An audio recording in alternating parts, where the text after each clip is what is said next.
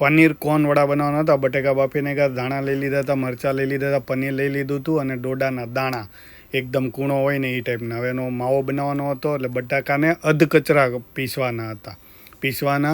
એટલે એને અધકચરા કરીને એની અંદર બધું એડ કરવાનું હતું। કોર્ન એડ કરી દીધું, કાપેલા ઝીણા કટિંગ કરેલા મરચાં એડ કરી દીધા, પછી આ ગરમ મસાલો થોડો નાખી દીધો, પનીર નાખી દીધું, છેલ્લે ધાણા એડ કરી દીધા ને આ બધું કરી નાખ્યું મિક્સ કર્યા પછી આના નાના નાના ગોળિયા બનાવવાના હોય, જે સાઇઝ રાખવી હોય ને એ સાઇઝ। પાછું લીંબુ એડ કરવાનું હતું એ કરી દીધું અને નમક એડ કરી દીધું હતું। આ ગોળિયા બની ગયા। હવે એનું બેટર બનાવવાનું હતું। બેટર બનાવવા માટે 3 ભાગ ચણાનો લોટ, 1 ભાગ ચોખાનો લોટ અને ટેસ્ટ અનુસાર નમક અને થોડું થીક એટલે જાડું બેટર બનાવ્યું। હવે એને વડાને તળવાના હતા, એટલે વડાની અંદર બેટરની અંદર બોળતા જવાના અને તળતા જવાના હતા।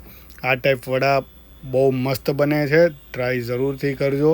જો પેનમાં તળાઈ ગયા છે અને જો આ ટાઈપના રેડી થઈ જાય છે, ખાવાની પણ મજા આવે છે, ચટણી હારે, સોસ હારે અને લીંબુ પણ નાખીને ખાઈ શકો છો।